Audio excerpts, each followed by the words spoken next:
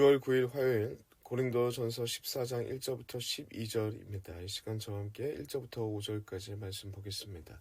사랑을 추구하며 신령한 것을 사모하되 특별히 예언하려고 하라. 방언을 말하는 자는 사람에게 하지 아니하고 하나님께 하나니 이는 알아듣는 자가 없고 영으로 비밀을 말함이라. 그러나 예언하는 자는 사람에게 말하여 덕을 세우며 권면하며 위로하는 것이요 방언을 말하는 자는 자기의 덕을 세우고 예언하는 자는 교회의 덕을 세우나니 나는 너희가 다 말하기를 원하나 특별히 예언하기를 원하노라. 만일 방언을 말하는 자가 통역하여 교회의 덕을 세우지 아니하면 예언하는 자만 못하니라. 아멘. 오늘 본문은 12장부터 이어지는 은사에 대한 이야기의 마지막 장입니다. 내용은 교회의 덕을 세우는 기준으로 볼 때 더욱 유익되는 특별한 은사를 사모하라라고 바울은 권면하고 있습니다. 오늘 본문 1절부터 5절까지의 내용을 보시면 바울은 방언의 은사와 예언의 은사를 비교합니다. 그 비교의 기준이 교회의 덕을 세우는 기준이라고 말하고 있습니다. 그것으로 생각하고 판단할 것을 바울은 권면하고 있습니다. 이 내용으로 볼 때 먼저 방언의 은사의 장점이 나타나고 있습니다. 영으로 비밀을 하나님께 하는 것이기 때문에 개인에게 유익된다라고 얘기하고 있습니다. 그러나 단점은 알아듣는 자가 없기 때문에 공적인 기도를 할 때 대표 기도가 될 수 있고 기도 인도할 때가 될 수 있겠죠. 그때는 방언을 사용하는 것을 주의할 필요가 있다라고 말씀합니다. 그리고 두 번째로는 예언의 은사인데요. 이 부분에 대해서는 조금 이해가 필요합니다. 먼저 어떤 이해가 필요하냐면 예언의 은사는 단순히 문자 그대로 미래의 일을 미리 점술적 예측을 하는 것으로 생각하는 경우가 있습니다. 물론 그런 의미가 아예 없는 것은 아닙니다. 일부 포함됩니다. 그러나 주된 의미는 하나님의 뜻과 계시를 맡아서 전달하는 것에 의미를 둔 예언의 은사를 말하는 것입니다. 그래서 3절에 바울은 이렇게 이야기합니다. 예언하는 자는 사람에게 말하여 덕을 세우며 권면하며 위로하는 것이요 라고 기록하고 있는 것입니다. 또한 우리가 이 예언의 은사의 부분을 다룰 때에 이해해야 될 점은 무엇이냐면 당시의 상황입니다. 당시의 상황은 1세기의 상황입니다. 아직 신약 성경이 27권으로 정리되어서 정경화되기 전입니다. 복음서가 기록되는 중이었고, 그리고 바울 서신서들도 각 교회에 회람되면서 읽혀졌던 그 시기입니다. 따라서 성도들이 하나님의 뜻을 구체적으로 알기 위해서는 하나님의 계시를 직접 받아 전달해 주는 사도와 그리고 선지자, 예언자라는 그 직분이 필요했던 것입니다. 그래서 하나님께서는 그 시기에 한시적으로 허락한 직분과 은사가 있었습니다. 그 직분으로는 사도가 있었고 선지자가 있었다는 것입니다. 그리고 은사로 따져본다면 예언의 은사가 바로 그것입니다. 이 직분과 은사는 교회의 기초를 놓는 직분과 은사로서 각 당시 한시적으로 허락된 은사들입니다. 그리고 직분입니다. 예배소서 2장 20절을 보시면 교회가 사도들과 선지자들의 터 위에 세우심을 입은 자라고 선언하고 있습니다. 이 말씀은 교회의 기초를 놓는 특정한 시기에 하나님께서 역사하셨던 부분을 우리가 이해할 수 있는 근거 구절입니다. 이 부분에 대해서 종교계 개혁자 칼빈은 기독교 강요에서 이렇게 잘 설명합니다. 사도, 선지자, 복음 전하는 자의 직분은 영구적인 직분이 아니라 교회가 처음 시작할 때 설정된 임시 직분이다. 하나님의 말씀이 온전히 전파되고 교회가 체계를 잡은 후에는 이 직분이 더 이상 존재하지 않는다라고 아주 잘 설명하고 있습니다.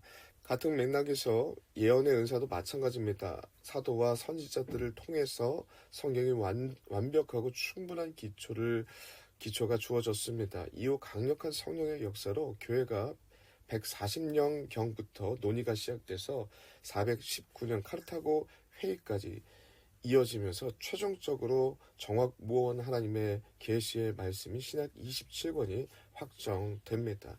즉 사도의 권위와 그들이 행한 예언을 통해 신약 성경이 완전히 완성되었으므로 건축의 기초가 완료된 지금은 사도의 직분 그리고 새로운 계시를 주는 예언의 은사 또한 존재하지 않는다. 그럴 필요가 없다는 결론에 이르게 된 것입니다.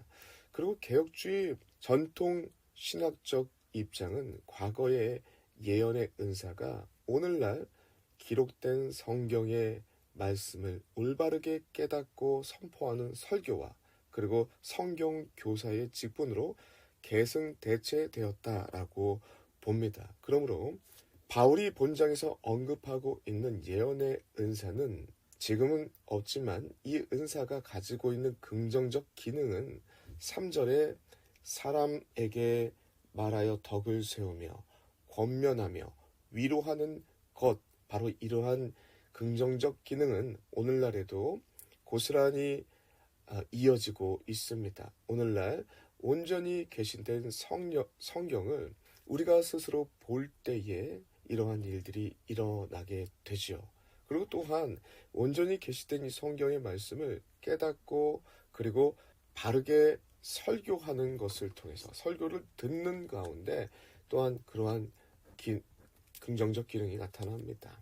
그리고 또한 하나님의 귀하신 말씀을 바르게 서로 나누는 순나눔을 통해서 교제를 통해서 이러한 긍정적 기능이 이어지고 있다라는 것입니다. 그러므로 바울은 방언의 은사와 예언의 은사를 비교하여서 6절부터 12절까지 다시 한번 설명합니다. 그 다시 한번 권명하는 내용은 앞의 내용들을 고스란히 또한 반복하고 있는 것이죠. 그러므로 다시 한번 정리하면 첫 번째, 방언의 은사는 개인에게 유익됩니다. 방언의 은사는 그 장점이 영으로서 비밀을 하나님에게 말하는 것이기 때문에 개인에게 유익함이 있습니다. 그러나 알아듣는 자가 없기 때문에 반드시 통역하는 은사 없이는 공적인 기도를 할 때 공동체가 모여 함께 기도 인도를 할 때 그럴 때는 주의해야 할 필요가 있는 것이죠. 그에 비해 예언의 은사는 공동의 유익이 됩니다. 바울은 그렇게 얘기합니다. 바울은 5절에 모두가 예언하기를 원한다라고 말씀합니다. 5절을 함께 읽겠습니다. 나는 너희가 다 방언하기를 원하나 특별히 예언하기를 원하노라 라고 말씀하고 있습니다. 따라서 우리는 방언의 은사를 구해야겠습니다. 왜냐하면 개인의 유익이 있기 때문에 그렇습니다. 그리고 또한 더욱더 우리가 구해야 될 은사는 예언의 은사입니다. 이 예언의 은사를 많이 구하고 소망하시길 바랍니다. 여기서 예언의 은사를 많이 우리가 사모하고 구해야 된다는 것은 앞에서 충분히 설명드렸습니다.